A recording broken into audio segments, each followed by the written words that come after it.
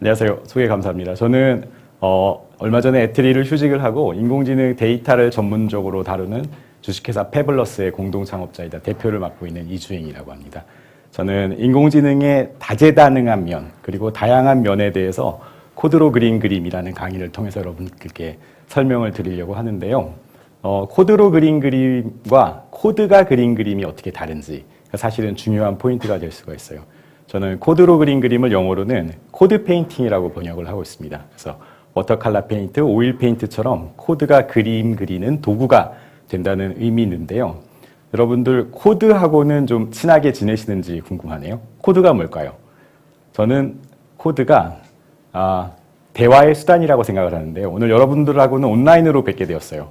그래서 언어, 제스처, 표정, 눈치, 터치는 할 수 없지만 이런 방식을 통해 가지고서 저희는 커뮤니케이션을 합니다. 근데 요즘 컴퓨터 굉장히 똑똑해졌어요. 인공지능 덕분에. 그래서 인간의 언어, 제스처, 표정, 눈짓을 알아듣기도 하지요. 그리고 터치를 감각하기도 합니다.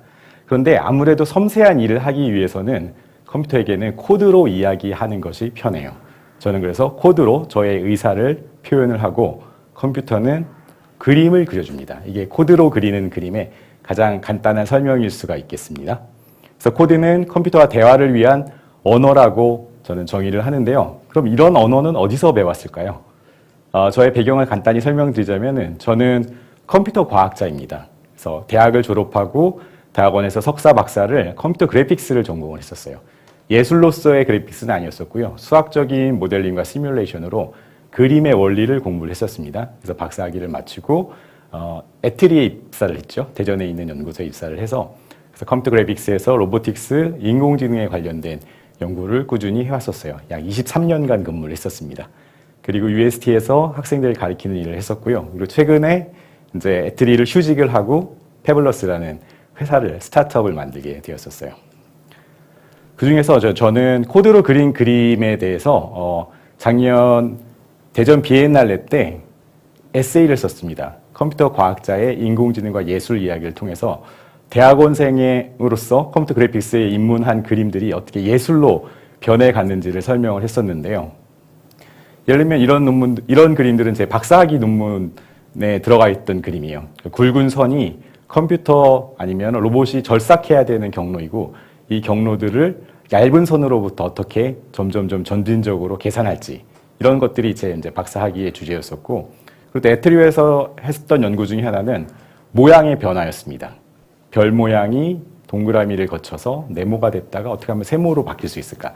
이런 것들을 어떻게 수학적으로 계산하는지에 대한 그런 연구를 했었고 또 이 연구는 곡선의 진화에 관련된 연구였어요.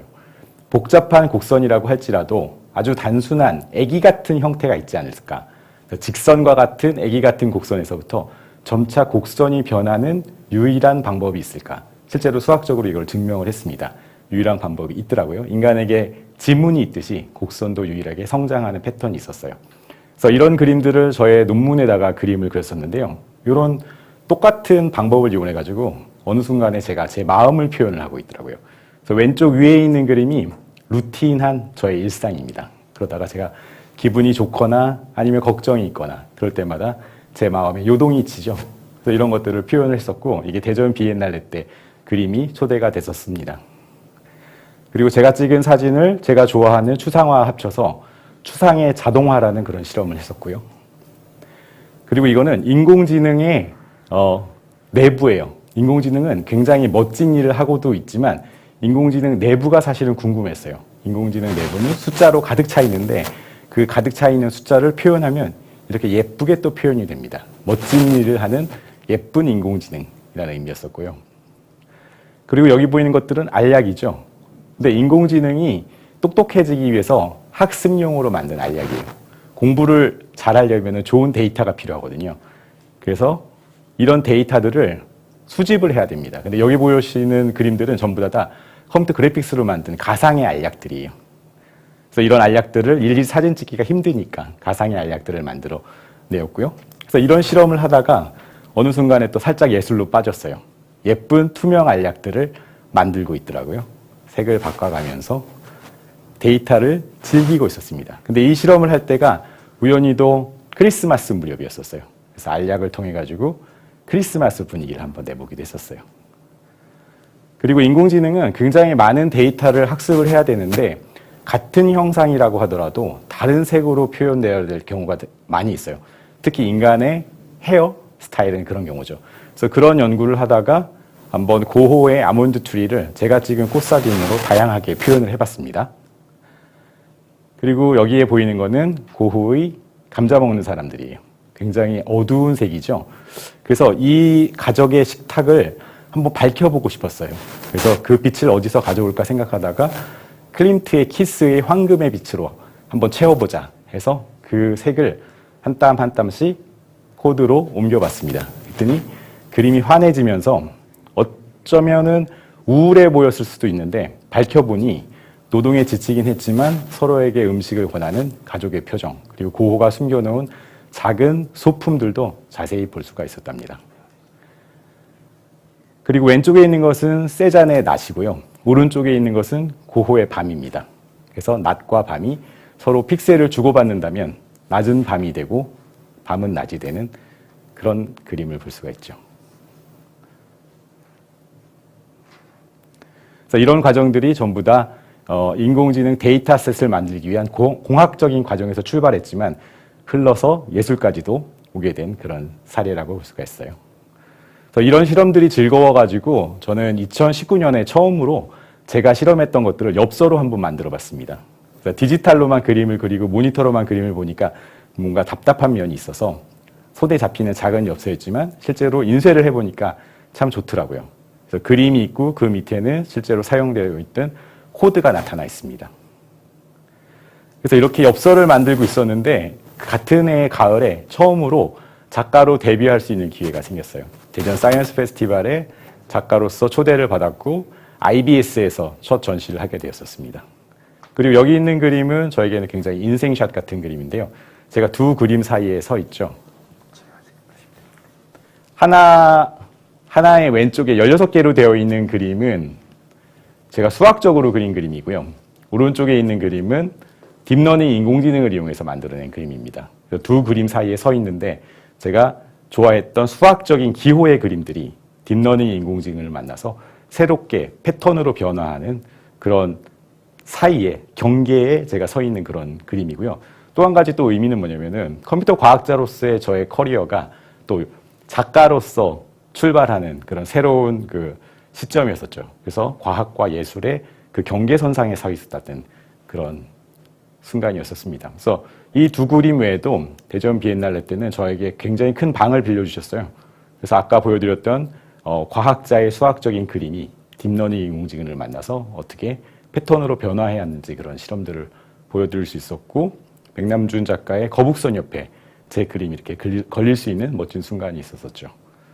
그래서 아까 보여드렸던 기호의 그림 중에서 제가 제일 중요하게 생각하는 것 중에 하나가 수학적인 기호로 얼마나 다양한 패턴을 만들 수 있을지를 실험해 보았답니다.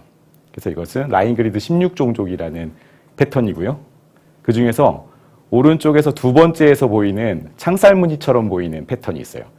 이 패턴이 까맣고 하얗고 굉장히 정형적으로 되어 있잖아요. 근데 이것을 딥러닝 인공지능에다가 통과를 시켰습니다. 그랬더니 놀랍게도 굉장히 비정형적인 패턴이 되는 것을 볼 수가 있었어요. 굉장히 간단한 방법으로 정형적인 기호를 비정형적인 패턴으로 만들 수가 있었고요. 그 와중에서 또 재밌었던 것은 이 그림은 사실 제 키보다 큰 그림이에요. 2m짜리 그림이거든요. 그래서 인쇄를 해보면 마치 자개처럼 보입니다. 근데 이렇게 확대해서 보시면은 패턴이 무너진 것도 보실 수 있지만 색이 나타난 걸 보실 수가 있죠. 근데 이 색은 사실 계산상의 오류라고 볼 수가 있어요. 그래서 블랙 오 화이트 이미지가 들어갔는데도 불구하고 이렇게 예쁜 색상이 나타났는데 이거를 공학적인 관점에서, 과학적인 관점에서 보면은 제거해야 될 오류라고 볼 수 있지만 만약에 이 색이 없었다면 이 그림은 굉장히 무섭고 심심했을 수도 있어요. 그래서 같은 현상을 또 예술적으로 보면은 너무나 반가운 오류죠. 그래서 재현하고 싶은 오류가 돼버린 거예요. 그래서 같은 현상을 동시에 과학적으로도 볼 수 있고 또 예술적으로 볼 수 있다니 얼마나 즐거운 일이었겠습니까? 그래서 이런 일들에 인공지능이 또 활용이 되었던 거고요. 그래서 저의 마지막 메시지인데요. 피카소라는 이 위대한 예술가가 이런 이야기를 했다고 해요. 내 그림들은 연구이자 실험이다. 나는 예술 작품으로서 그림을 그리지 않는다. 모두가 연구이다. 나는 끊임없이 탐색을 하며 이 모든 연구에는 논리적인 순서가 존재한다. 참 놀라워요.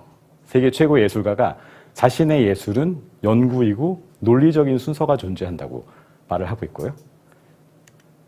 또 세계 최고의 과학자 아인슈타인이 또 이런 말을 했어요. 일정 수준 이상의 기술을 성취하고 난 후에는 과학과 예술은 신미성, 유연성, 형식면에서 합쳐지는 경향이 있다. 따라서 가장 위대한 과학자는 예술가이기도 하다. 참 놀라운 대꾸를 이루고 있죠. 위대한 과학자가 예술가라니.